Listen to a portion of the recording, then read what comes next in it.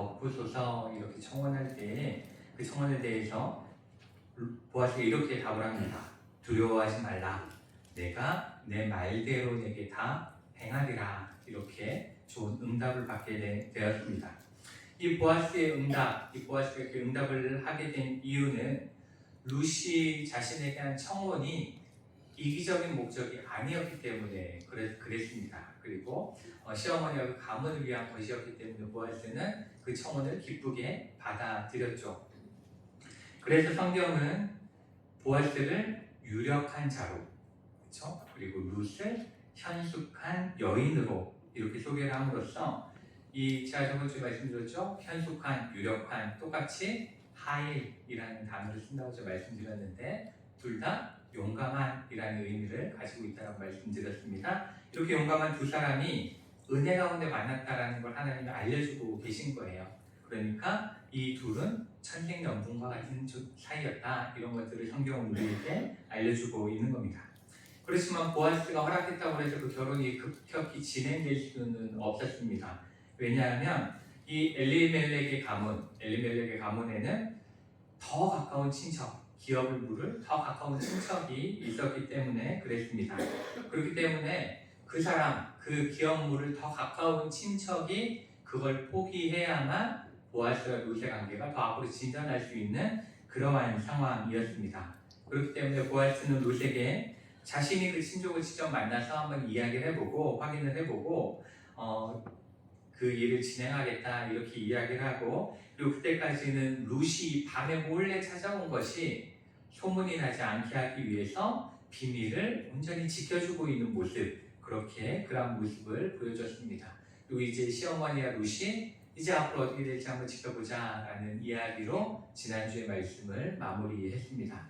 그렇다면 이 룻의 믿음의 여정, 이 모압에서부터 떠나서 이 베들레헴에 이르러서 이제 이루어지는 모든 믿음의 여정이 어떻게 마무리되어질 것인가에 대한 부분이 오늘 4장 말씀에 기록되어 있습니다. 그렇기 때문에 우리가 4장 말씀을 보면서 그 내용이 어떻게 진행되는지 한번 살펴보도록 하겠습니다. 이 3장의 마지막 말씀을 보시면 나오미가 룻에게 이렇게 이야기하는 것으로 끝나죠. 내 딸아, 이 사건이 어떻게 될지 알기까지 앉아있으라. 그 사람이 오늘 이 일을 성취하기 전에는 쉬지 아니하리라. 이렇게 이야기를 합니다. 그리고 4장 1절을 보시면 정말로 그 사람 보아스가 쉬지 않고 일하고 있는 모습을 우리가 발견을 할 수가 있습니다. 우리가 1절 말씀, 4장 1절 말씀을 보시면 그 아침에 보아스가 성문으로 올라갔다 이렇게 말씀하고 있습니다. 보아스는 아마 사람들이 통행하기 시작할 만한 밝은 때가 되자마자 성문으로 간 것 같은데 그가 성문으로 가장 먼저 올라간 이유는 그 당시에 재판 혹은 회의 이러한 공적인 일들이 이루어지던 곳이 바로 성문이었습니다. 왜냐하면 성 안에서 사람들이 가장 많이 모일 수 있고 가장 많이 다니는 유동인구가 가장 많은 곳이 성문이었기 때문에 그렇습니다. 그리고 또한 그 시절에는 지금처럼 무슨 판사, 검사, 변호사 이런 식으로 직업이 특화되어져 있지 않았잖아요. 직업이 정확하지 않았기 때문에 그 당시에 모든 것들을 결정하는 가장 좋은 방법 중에 하나가 뭐냐면 최대한 많은 사람들이 모인 앞에서 정확한 증인들이 증언하는 가운데 이 모든 일을 확실히 하는 거였습니다. 확정하는 게 그 당시에 가장 좋은 방법이었습니다. 그러니까 그 당시에 모두가 동의할 때 그 일이 진행될 수 있었다 이렇게 이해할 수 있는데 그 가장 좋은 예가 이제 신명기 21장에 나옵니다. 신명기 21장에 나오는데 신명기 21장 18절부터 21절까지의 말씀에는 불효자를 어떻게 다뤄야 되는가에 대한 말씀이 나와요. 불효자, 패역한 자, 패역한 아들에 대한 이야기가 나옵니다. 제가 간단하게 읽어드리면 사람에게 완악하고 패역한 아들이 있어 그의 아버지의 말이나 그의 어머니의 말을 순종하지 아니하고 부모가 징계하여도 순종하지 아니하거든. 그러니까 말을 너무너무 안 들으면 때려도 안 들으면 그의 부모가 그를 끌고 어디로 가냐면 성문에 이르러 이렇게 말씀합니다. 성문에 이르러 그 성읍 장로들에게 나아가서 그 성읍 장로들에게 말하기를 우리 자식은 완악하고 패역하여 우리 말을 듣지 아니하고 방탕하며 초에 잠긴 자라. 이렇게 이제 부모가 이야기를 하는 거예요. 술 먹고 아주 말도 안 듣고 불효한 놈입니다. 이렇게 이야기를 하면 그 성읍의 모든 사람들이 동의하는 거예요. 모든 사람들이 어떻게 하라고 되어 있냐면 그를 돌로 쳐 죽이라. 이렇게 말씀을 하고 있습니다. 그 시절에 가능했던 이야기죠. 네. 그 시절에 그래서 이같이 내가 너희 중에서 악을 제하라 이렇게 이 말씀하는 장면이 나오는데 여기서 보시면 성문에 이르러 성읍 장로들과 모든 사람들이 이런 식으로 말씀을 하고 있는 걸 통해서 그 당시에 중요한 일들은 거기서 이루어졌다라는 걸 우리가 알 수가 있습니다. 그리고 이제 2장 말씀을 보시면 그 성읍장로 10명을 청하였다 이렇게 말씀하고 있습니다. 여기서 이 장로라는 존재는 그 지역사회에서 존경받는 덕 많은 어른들을 뜻합니다. 존경받는 어른을 이야기하는 거예요. 그리고 이제 10명을 불렀다 이렇게 돼 있잖아요. 10명을 청하였다 이렇게 돼 있는데 10이라는 숫자는 완전수입니다. 성경에서 완전수이고 그 다음에 모든 것들이 결의되기 위해서 필요한 최소한의 정족수 이렇게 이해를 하시면 됩니다. 그러니까 10명 정도가 동의를 해야 10명 이상의 동의를 해야 그 모든 것들이 결정되어진다 이렇게 보시면 되겠습니다. 그러니 이제 보아스가 이 성읍으로 올라가서 성읍에서 장로 10명을 청했다라는 것은 어떠한 의미냐면 그 지역에 있는 모든 사람들에게 공식적으로 인정받고 싶은 일이 있다. 공정하게 판단받아야 될 일이 있다라는 것을 이야기하는 것입니다. 그리고 이렇게 모든 사람이 모인 상태에서 더 가까운 친족이 어떻게 하는지를 듣고 만약 그가 그 권리를 포기하면 그 자리, 모든 공식적인 자리에서 자신이 룻과 결혼하는 걸 선포하고자 하는 마음에서 이 일들을 지금 진행하고 있다는 것을 볼 수가 있고 이것을 통해서 보아스가 룻을 향해 얼마나 신실하게 일하고 있는가 그 사람들이 모으잖아요. 신실하게 일하고 있는가를 우리가 잘 살펴볼 수가 있습니다.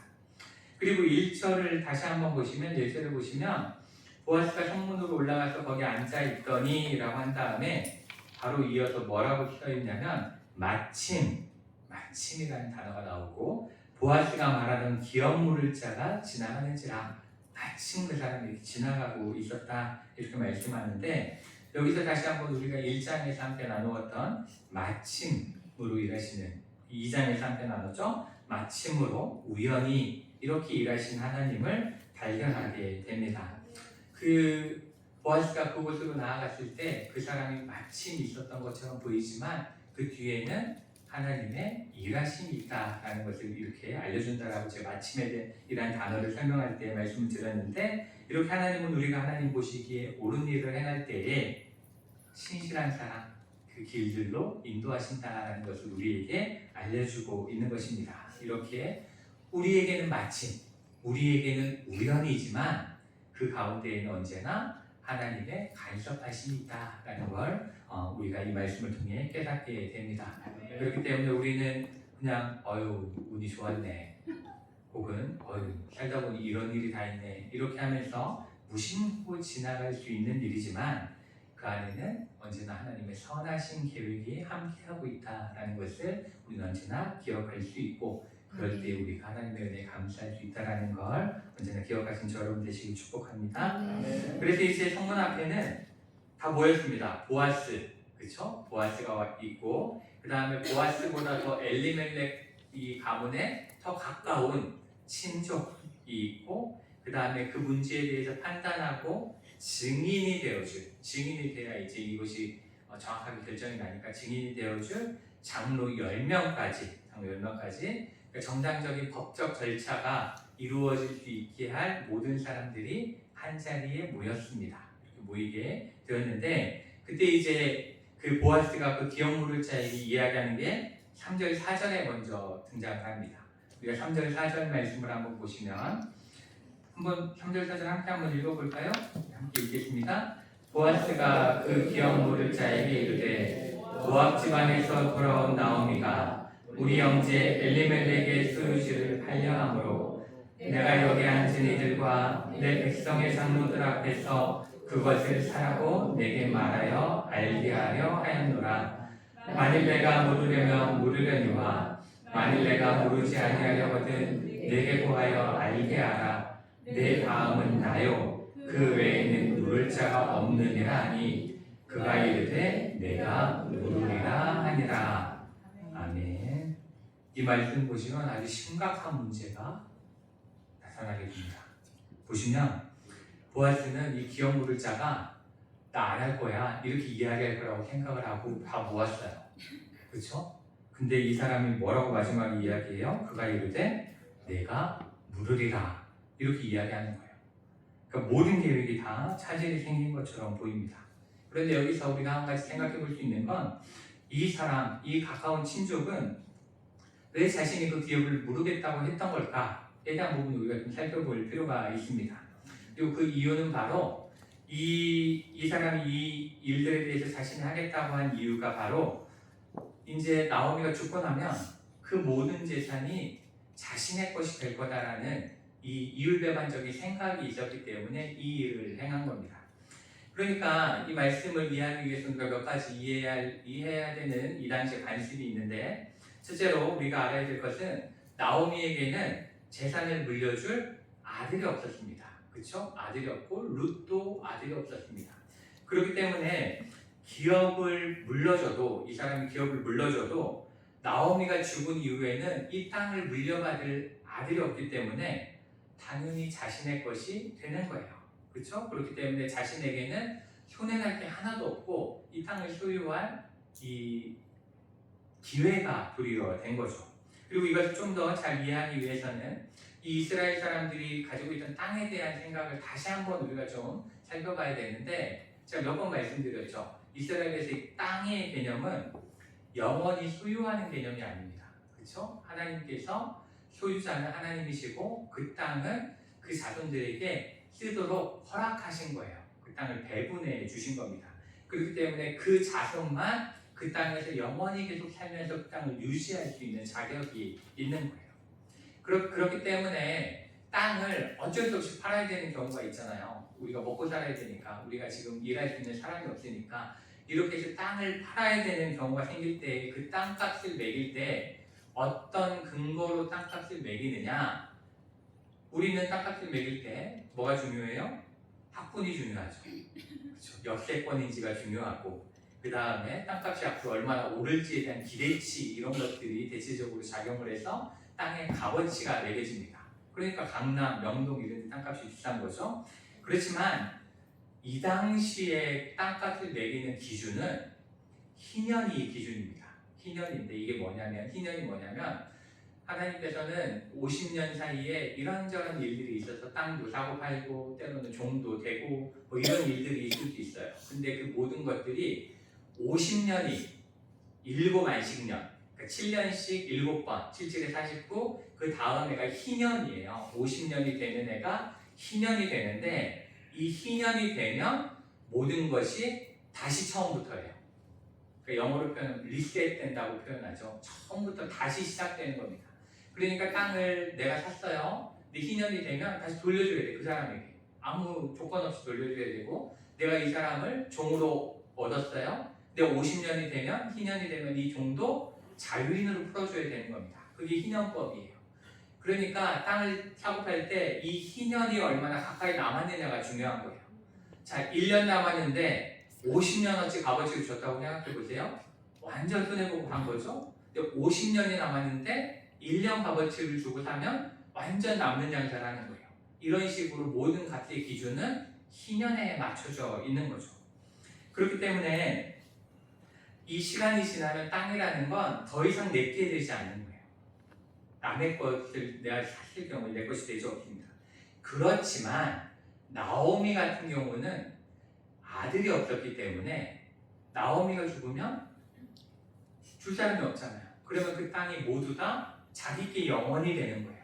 그러니까 너무나 많이 남는 장사인 거죠. 그 신년까지 나오미가 살아있는 동안만 어떻게든 잘 살게 해주면 그 다음부터는 모든 게 다 자기께 되는 겁니다. 그렇기 때문에 그는 선뜻 자신의 기업을 모르겠다 이렇게 이야기를 한 겁니다. 그의 마음에는 이 친족 나오미를 향한 긍휼이나 사랑의 마음이 있는 게 아니에요. 이기적인 마음이 있는 거죠. 내가 다 가질 거야. 좀만 버티면 나오미가 이제 나이 들었으니까 좀만 버티면 다 내 것이 될 거야 라는 이런 마음이 있었던 겁니다. 그리고 이제 바로 이어서 이 그의 계산적인 마음이 들통나는 일이 이어서 나오게 되는데 5절 말씀을 우리가 한번 보도록 하겠습니다. 5절과 6절 말씀을 우리가 함께 한번 읽어보도록 하겠습니다. 보아스가 이르되 내가 나오미의 손에서 그 밭을 사는 날에 곧 죽은 자의 아내 모압 여인 룻에게서 사서 그 죽은 자의 기업을 그의 이름으로 세워야 할지니라 하니 그 기업 물을 자가 이르되 나는 내 기업에 손해가 있을까 하여 나를 위하여 물으지 못하노니 내가 물을 것을 내가 물으라 나는 물으지 못하겠노라 하는지라. 아멘. 여기서 보시면 바로 이야기하죠. 보아스가 바로 이어서 이야기하는 게 뭐냐면 땅만 물러주면 안 되고 자손도 불러줘야 돼 이렇게 이야기를 합니다.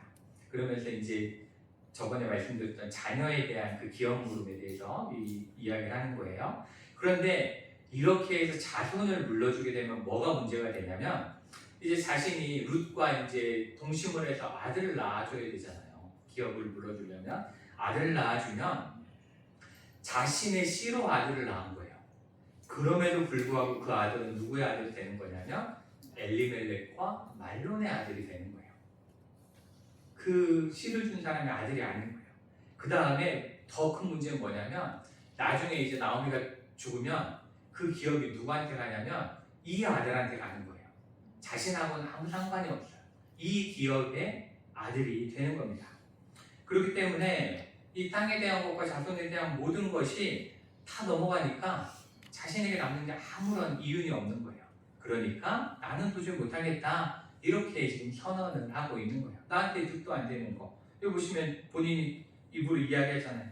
내 기업에 손해가 있는 걸 내가 왜 하는가 라고 이야기하면서 이것을 거부하게 됩니다.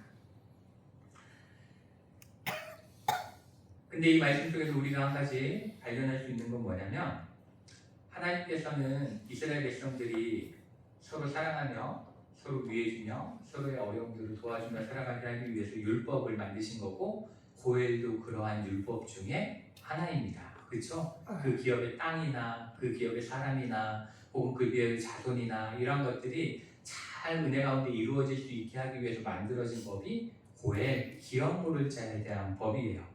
그런데 이러한 하나님의 선한 계획들을 자신의 이익 때문에 포기하는 사람을 하나님은 기뻐하지 않으신다라는 것을 우리가 말씀 속에서 하나 찾아볼 수가 있는데 그게 뭐냐면 우리 1절을 다시 한번 보시겠습니다.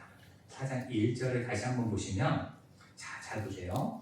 보아스가 성문으로 올라가서 거기 앉아있더니 마침 보아스가 말하던 기업 물을 자가 지나가는지라. 보아스가 그에게 이르되 뭐라고 불러요? 아무개요. 이렇게 부릅니다. 아무개요. 이 말씀 속에서 우리는 그 사람이 그냥 김아무개 씨 혹은 이 아무개 씨가 돼 있다라는 것을 발견할 수가 있는 겁니다. 성경 속에서 보시면 하나님의 말씀에 순종함으로 살아가는 사람들에게는 다 이름이 지어져 있고 이름으로 불려졌습니다. 룻으로 불려졌고 나오미로 불려졌고 보아스로 불려졌습니다. 그런데 중요한 역할을 맡아야 했지만 그렇게 하지 못하고 자신의 이익만을 추구하며 살아가는 이 사람은 그저 아무개 씨로 불려지게 됐다는 거예요. 우리는 이 부분에 대해서 하나님 앞에서 한번 잘 생각해 볼 수 있어야 합니다. 우리는 하나님 앞에 무엇라 불려질 것인가?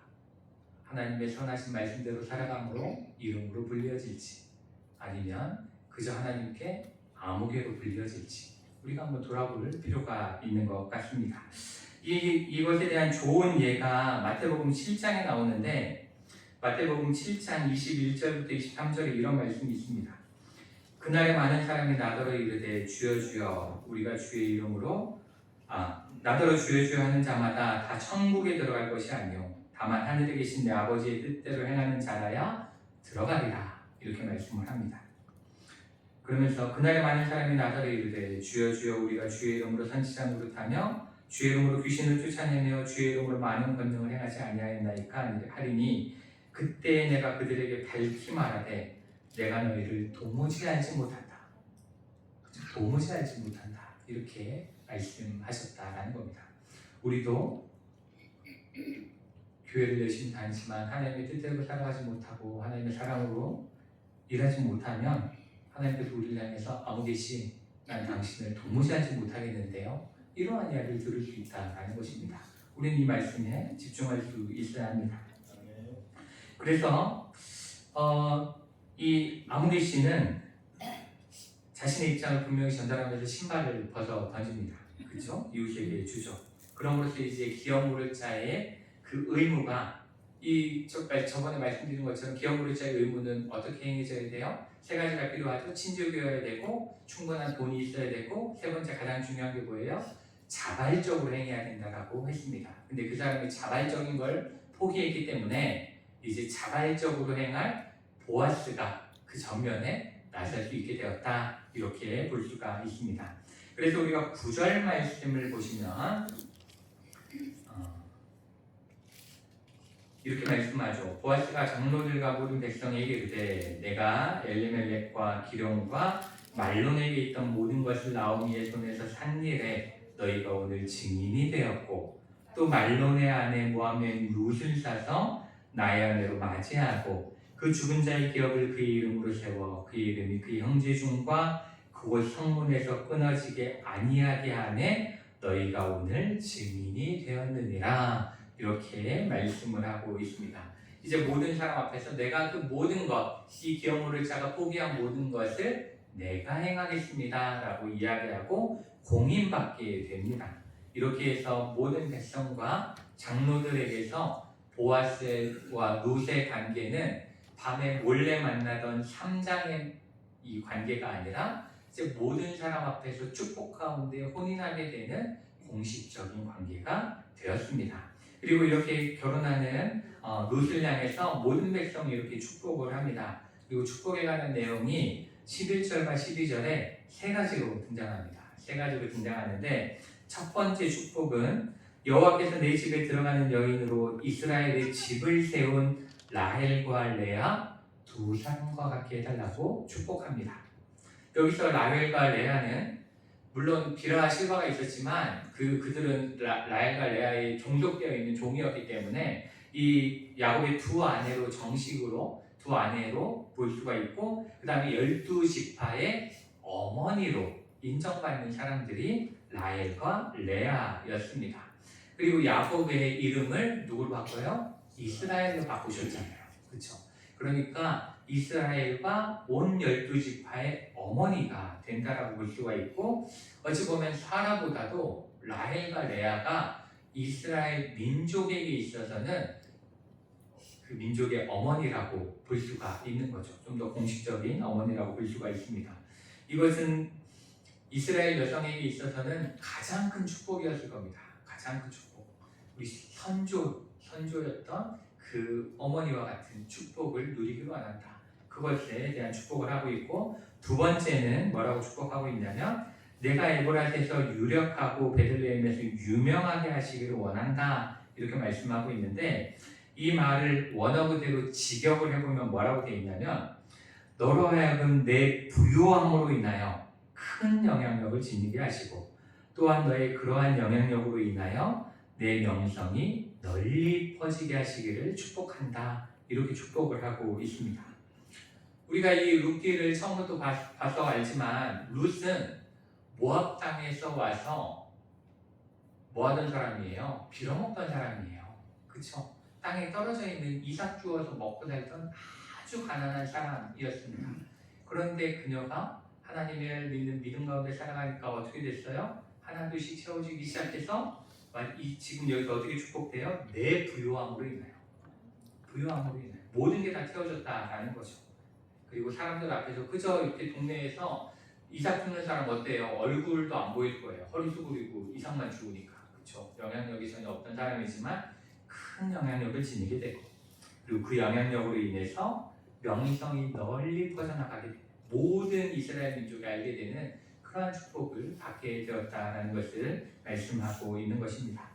그리고 세 번째로 어떤 축복을 하냐면 여호와께서 이 젊은 여자로 말미암아 내게 상속자를 주사 내 집이 다말이 유다에게 낳아준 베레스의 집과 같게 하시기를 원하노라 이렇게 말씀하고 있습니다. 여기서 이제 젊은 여자로 말미암아 이렇게 되어 있는데 이것은 그 젊다 어리다라는 의미도 있지만 결혼은 했었지만 출산한 적은 없는 거예요. 출산한 적이 없는 여인을 말할 때 이렇게 붙인다라고 이해하시면 되겠습니다. 그리고 이제 다말이 유다에게서 나와준 베레스의 집이라는 것 이것은 뭐냐면 보아스가 속한 유다 지파 그렇죠? 그리고 유다의 아들 베레스로부터 시작된 유다 지파의 그 장자로서 훌륭하게 축복되어지길 그 집안이 모두 다 축복되어지길 원한다 이렇게 우리가 이해하면 됩니다. 우리가 그 한국인이지만 다 어때요? 자기 집안이 있는 거잖아요, 그렇죠? 그러니까 이 라헬과 레아는 한국인으로서의 가장 밑선조 이렇게 이해를 하시면 되고 여기서 유다 이렇게 이야기하는 것은 저는 한산이십니다. 저희 시조가 있는 거죠. 그런 것처럼 고시조의 시의 맨 위를 이야기한다라고 이해를 하시면 좀 더 우리 입장에서 이해하기 쉽다 이렇게 보시면 되겠습니다. 그렇게 모든 나라와 그 집안에서 모든 사람들 앞에 인정받는 축복받는 사람이 되기를 원하고 있다라고 말씀하고 있습니다. 이렇게 베들레헴은 우리가 잘 알다시피 모압 사람들이 인정받지 못하던 땅이었습니다. 그렇죠? 도리어 매우 큰 차별을 받던 땅이었습니다. 그런데 그 차별받던 땅에 와서 하나님을 믿는 믿음 가운데 열심히 사니 모든 사람들의 차별이 아닌 축복을 받게 되는 롯의 모습을 우리가 발견할 수 있다라는 것입니다. 그리고 이제 롯과 보아스가 결혼을 하게 됩니다. 그리고 13절 말씀을 보시면 여호와께서 그에게 임신하게 하셨다 이렇게 말씀하고 있습니다. 그러니까 그냥 그 보아스가 결혼한 일뿐 아니라 이 자녀를 낳는 일까지도 모두 다 누가 축복하시는 거예요? 하나님이 축복하셨다라는 걸 분명하게 성경은 우리에게 알려주고 있는 것입니다. 그리고 룻이 아들을 낳는데 그때 아들이 나오미에게 이렇게 축복을 합니다. 찬송할지로다 여호와께서 오늘 내게 기업 물을 자가 없게 하지 아니하셨도다. 이 아이의 이름이 이스라엘 중에 유명하게 되기를 원하노라. 이는 내 생명의 회복자이며 내 노년의 봉양자라. 곧 너를 사랑하며 일곱 아들보다 귀한 내 며느리가 낳은 자로다. 이렇게 축복을 합니다. 우리가 그 2장 말씀에서 보시면 1장 21절 말씀을 한번 보시면 거기서 나오미가 이렇게 이야기하죠. 내가 풍족하게 나갔더니 여호와께서 내게 비어 돌아오게 하셨다. 이렇게 이야기하는 장면이 있습니다. 그녀는 모든 것을 다 잃고 그렇죠? 모든 것을 다 잃고 완전한 빈손으로 오게 되었고 그로 인해서 그녀는 뭐라고 해요? 자신을 괴로움 말하라 부르라 괴롭다 너무 괴롭다 이렇게 이야기하는 것 하나님을 원망하는 모습을 우리가 봤습니다. 그런데 이러한 믿음 가운데 그 모든 일들을 극복해내니 이제 그녀는 더 이상 원망하는 여인이 아니라 하나님 앞에 찬양하고 기뻐하는 여인이 되었다라는 것을 볼 수가 있고 그 다음에 생명이 다 꺼져가는 것 같았잖아요. 이제는 끝이구나 라고 하는 절망적인 상황이 있었는데 생명이 회복되어지고 노년에 봉양할 사람이 아무도 없었죠. 그렇죠? 아무도 없는 그저 아무도 도와줄 사람이 없는 상태에서 봉양자가 생기는 모든 것이 채워지는 놀라운 축복이 나오미에게 임했다라는 것을 우리가 이 말씀 속에서 알 수가 있습니다. 이렇게 모든 사람들이 축복 가운데 결혼하고 아들을 낳게 되었습니다. 그리고 그 아들의 이름은 오벳이었죠. 그리고 이 오벳의 손자로 다윗이 태어나는 놀랍고도 위대한 하나님의 축복이 증거됨으로써 룻기가 마무리되게 됩니다. 그러니까 룻의 믿음은 그저 자신의 그 삶 동안만 이어진 게 아니죠. 축복으로 이어진 것이 아니라 다윗으로 인해 또 그로부터 다윗의 왕족으로 인해 그리고 그 끝이 어디에 있어요? 예수 그리스도를 통해 이루어지는 놀라운 은혜가 이 룻의 믿음으로부터 시작되어졌다는 걸 우리는 언제나 기억할 수 있어야 합니다. 아무것도 가지지 못한 한 이방 여인이 오로지 믿음 가운데 하나님이 역사하시는 여정을 시작했을 때에 하나님은 그녀의 모든 것을 채우셨을 뿐 아니라 더 많은 것으로 축복하셨음을 루키를 통해 우리는 지금까지 함께 말씀을 나눴습니다. 그뿐 아니라 루스의 이 신실한 믿음과 그리고 하나님께서 베풀어 주시는 놀라운 은혜는 또 무엇을 축복하셨냐면 이 루키의 시대가 언제예요? 사사시대잖아요. 가장 암울했던 시기였잖아요. 근데 암울했던 시기가 이제 누구로 나와요? 다윗이라는 왕의 통치로 인해서 은혜의 시간으로 바뀌어지는 전환점이 되는 사건이 룻의 믿음의 사건인 것입니다. 룻의 축복의 사건이 됐다는 걸 우리가 또한 알 수가 있습니다. 이렇게 우리도 하나님만을 믿고 담대히 나아가면 하나님께서 우리가 생각할 수 없고 기대할 수 없는 놀라운 은혜를 우리에게 베풀어 주시고 또한 우리를 통해 역사하심을 믿으시는 저 여러분 되시기를 축복합니다. 또한 우리가 이 말씀 중에서 꼭 기억해야 되는 한 가지는 이 루키는 단지 한 이방 여인과 그 시어머니로 이루어진 한 가정의 역사를 다룬 책이 아니다라는 겁니다. 루키는 룻과 보아스의 이야기를 통해서 예수 그리스도를 예표하고 있습니다. 이 이방 여인으로서 모든 것을 잃고 아무런 소망이 없을 때에 보아스가 무엇을 통해 고엘은 기업을 무르는 것이지만 구속한 겁니다. 구속해 주는 거죠. 구속해 주의 은혜를 룻에게 베풀므로 룻이 모든 것들을 회복하고 더 많은 은혜로 채워졌던 것과 같이 죄로 인해 아무런 소망이 없이 심판만을 기다려야 했던 우리도 예수 그리스도께서 값없이 보아스가 값없이 물러줬던 것처럼 값없이 십자가의 은혜로 우리의 죄의 문제를 물려주셨기 때문에 해결해 주셨기 때문에 그 은혜로 우리는 영원한 하나님 나라의 축복을 은혜를 얻게 되었다라는 것을 기억하게 해주는 책이 룻기라는 것을 우리가 꼭 기억해야 합니다. 그러니 우리도 이 룻기의 말씀을 통해서 무슨 참 운 좋은 여자였네 이런 게 아닙니다. 그렇죠? 예수 그리스도의 십자가 사랑과 그로 인해 하나님 나라의 상속자가 되게 된 그 축복에 언제나 감사하고 룻과 같이 언제나 하나님만 의지하면서 하나님 나라의 백성으로서 축복된 삶을 살아가기로 결단하는 저 여러분 되시기를 축복합니다. 기도하실